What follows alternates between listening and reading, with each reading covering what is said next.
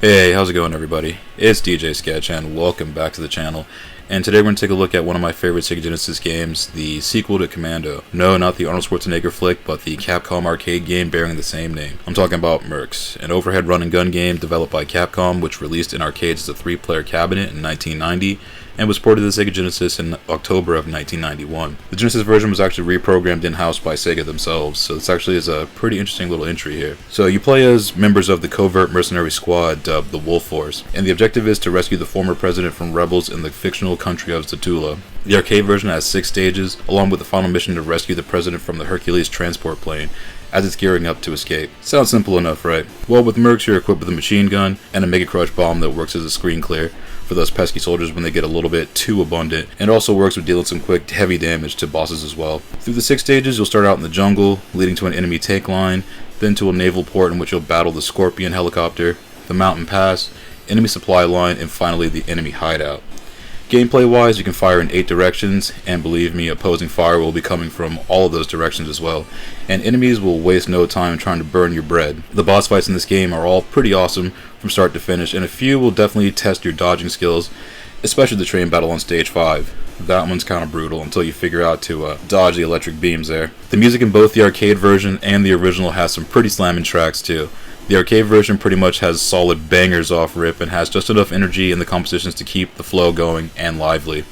Keep in mind though, you only get 5 credits to get through all 6, well actually 7 stages, and the enemy is going to do everything they can to make sure your mission ends in failure. While the arcade version was able to support 3 players simultaneously, the Genesis port is single player only.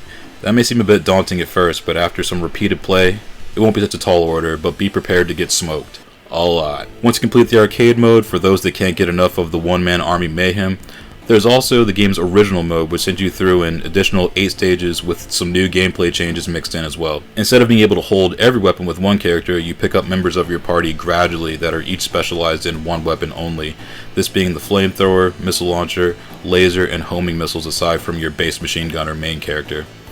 This mode also features a shop in between sections of levels where you can spin markers to get various accessories and upgrades, which is essential to survival here. Also in this mode, once a character in your party dies, they're out until you buy a revive potion, which will bring them back but also at the cost of losing whatever items they had aside from their weapons and their health upgrades they may have been carrying. The bosses repeat in many of these levels but also have a few unique ones as well, along with some new locales that expand on the levels seen in the arcade version as well. While the game is moderately tough with the credit cap in the arcade version and your 5-character roster in the original version, Mercs on the Genesis is an awesome run and gun game to play through every so often. This being one of the first Genesis games I got after launch back in the day, I still enjoy playing this one at least a couple times a year.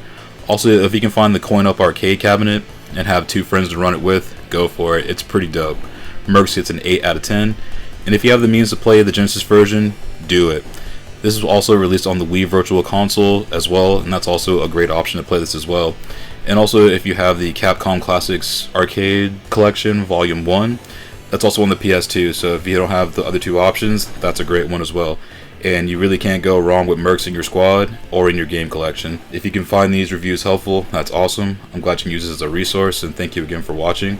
We'll be back with some more Genesis reviews in the future, and until then, take it easy and stay safe out there.